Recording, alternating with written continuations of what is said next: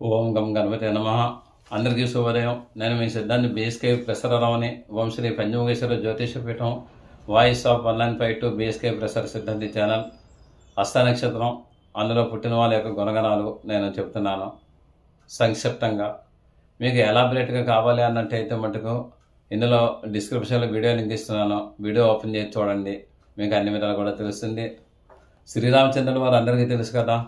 శ్రీరామచంద్రుల వారి యొక్క కుమారులు కుశలవులు, అదే లవకుశులు.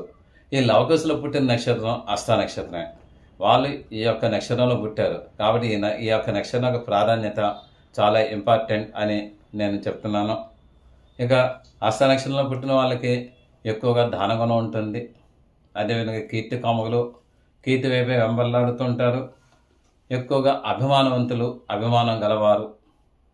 తండ్రినైనా ఎదిరించగలరు, ఎదిరించి దీట అవ్వగలరు. మంచి విషయంలోనూ. చెడు విషయం అన్నట్టయితే మటుకు తనకన్నా చిన్న వారికి కూడా దాసులు అయిపోతుంటారు. వీళ్ళు యజ్ఞయాగాదుల కృతులు నిర్వహించేవారు.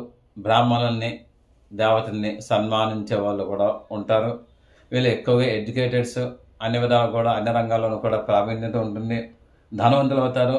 వీళ్ళు సాహసులు, అంటే కరేజ్ ఉంటుంది. వీళ్ళని ఎంకరేజ్ చేయాలి, అప్పుడు వీళ్ళ కరేజ్ బయటపడుతుంది. వీళ్ళు పరోపకార పరాయణులు. పరోపకారం అంటే చాలా ఇష్టము. వీళ్ళు వ్యాపారాలు ఎక్కువ చేస్తూ ఉంటారు. వీళ్ళకి జాబ్స్ కూడా చేసే అవకాశాలు ఎక్కువగా ఉన్నాయి. వీళ్ళకి మటుకు చాలా అన్ని రంగాలను కూడా వేదాంగాలను, పురాణ ఇతిహాసాలను అన్ని చదువుకున్న వాళ్ళు అంటారు. వీళ్ళ యొక్క తత్వశాస్త్రం తెలుసున్న వాళ్ళు అంటారు. వీళ్ళు యోగా, ప్రాణాయామం చేసేవాళ్ళు కూడా ఉంటారు. వీళ్ళు ఏ దేవుని పూజ చేయాలి అన్నట్టయితే మటుకు దుర్గాదేవిని పూజ చేస్తే మంచి ఫలితాలు వస్తాయి.